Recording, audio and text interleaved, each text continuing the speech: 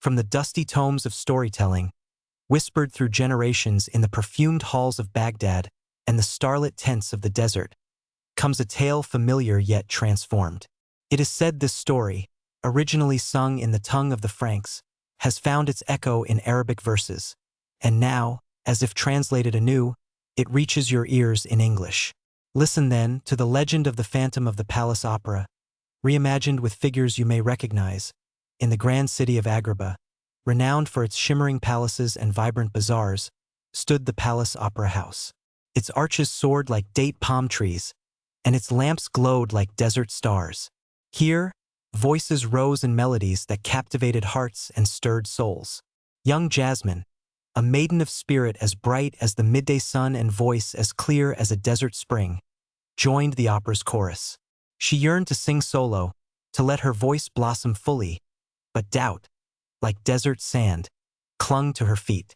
One evening, as she practiced alone in the echoing hall, a voice resonated from the shadows, deep and rich like the finest oud, yet tinged with a strange sorrow. "Do not fear, little nightingale," the voice soothed though unseen. "It is only your angel of music, sent to guide you." Jasmine, though startled, felt a strange comfort in the voice. Thus began her lessons with this unseen mentor.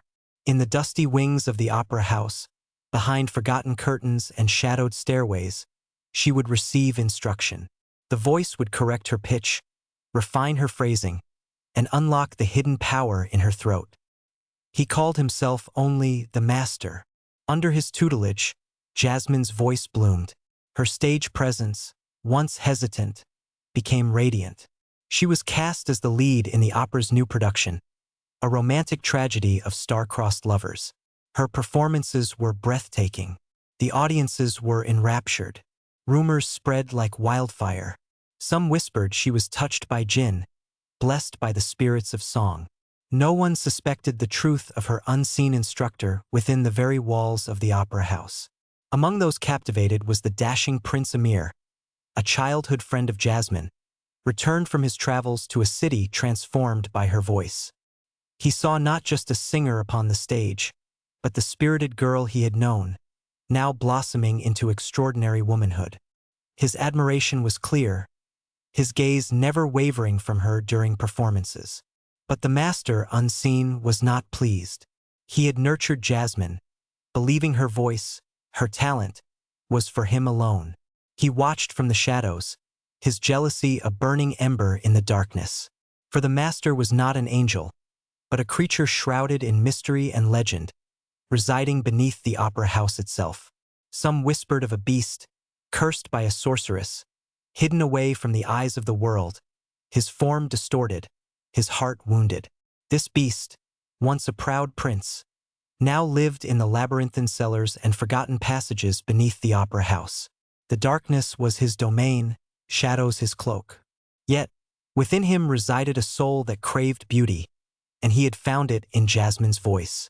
Through the echoes of the opera house, he had poured his longing, his artistry, his very being into shaping her talent. As Jasmine's fame grew, and Prince Amir's attentions became more ardent, the beast's jealousy curdled into possessiveness. He sent messages, cryptic and threatening, demanding she shun all others and devote herself solely to her art and to him, her master. Jasmine, though grateful for his guidance, felt a growing unease. The voice, once comforting, now held a chilling intensity.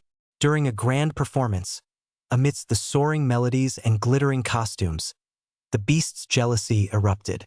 A heavy chandelier, adorned with 1,000 glass teardrops, crashed from the ceiling, nearly striking Jasmine and scattering the audience in terror. Panic reigned. Accusations flew. But Jasmine knew, in her heart, the source of this chaos. It was her master, raging in the shadows. Driven by a mixture of fear and a strange, burgeoning pity for the unseen being, Jasmine followed the whispers and rumors down into the depths of the opera house. Guided by flickering candlelight and echoing drips of water, she descended into a hidden world. She found passages lined with forgotten props, chambers filled with dust-laden costumes, and finally, a hidden sanctuary. There, Amidst shadows and the scent of old incense, she saw him. Not an angel, but a creature of magnificent, terrifying beauty. His form was powerful, yet twisted by a curse. Fur covered parts of his body, claws tipped his fingers, and his face was marred with the scars of sorrow and isolation. He wore a half-mask, concealing one side of his face, but his one visible eye burned with an intensity that both frightened and moved her. You are my master," Jasmine breathed, her voice trembling slightly. The beast turned, his masked face slowly revealing itself. He stepped into the dim light, and Jasmine saw the full extent of his sorrow, his loneliness, etched upon his features. "Yes," he rasped, his voice softer now, laced with pain. "I am the one who guided you, who nurtured your gift. I am the one who loves your voice, who loves you, Jasmine." Jasmine felt a pang of pity for this creature, trapped in darkness, yearning for connection. She saw not a monster, but a soul imprisoned by a curse, desperate for love. Why did you hide yourself?" she asked gently. He gestured to his marred face. "Would beauty such as yours endure to gaze upon this visage?" He turned away, shame evident in his posture. "I believed my voice, my guidance, could earn me something only you could give." Prince Amir, following Jasmine, burst into the sanctuary, sword drawn, ready to defend her from this monster. He saw the beast and recoiled in disgust. "Jasmine, away from this creature!" The beast roared, a sound of anguish and rage, and seized Jasmine, pulling her protectively behind him. "She stays. She is mine." But Jasmine stepped forward, her voice clear and strong. "No, master," she said, looking into his one exposed eye with compassion, not fear. "I am not yours to possess, but I understand your pain. I see your heart beneath the appearance." She reached out a hand, hesitating for a moment, then gently touched his furred arm. The beast flinched, then stilled, his breath catching in his throat. No one had touched him with kindness, with understanding, in so long. "You gave me my voice," Jasmine continued, her voice soft but firm. "For that, I am eternally grateful. But love cannot be commanded. It must be given freely." She turned to Prince Amir, who still stood wary but now lowered his sword, seeing the shift in the situation. "And my heart, it is drawn to him," she indicated Amir. "As a friend, as a companion, perhaps more, but not as a prisoner." The beast stood frozen, Jasmine's words echoing in the silent chamber. He saw the truth in her eyes, the genuine compassion, and the honest affection for another. He had sought possession, but he was offered understanding, and something more valuable, respect for his spirit, even within his monstrous form. Slowly, painstakingly, the beast released Jasmine. He stepped back, his head bowed, the light in his eye dimming.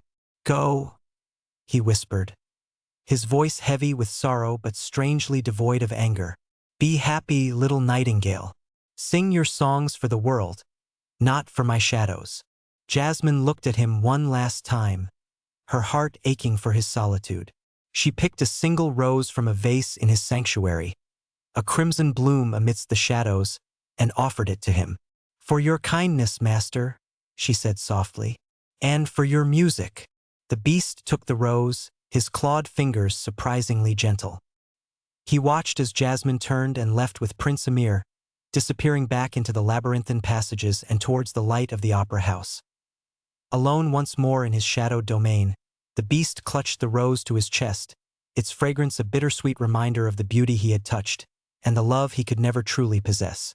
And though the world may never see his face, the legend says, the echoes of his music, and the tale of the nightingale who showed him compassion, lingered within the walls of the Palace Opera House in Agrabah. A whispered story of beauty and the beast, sung in shadows and light.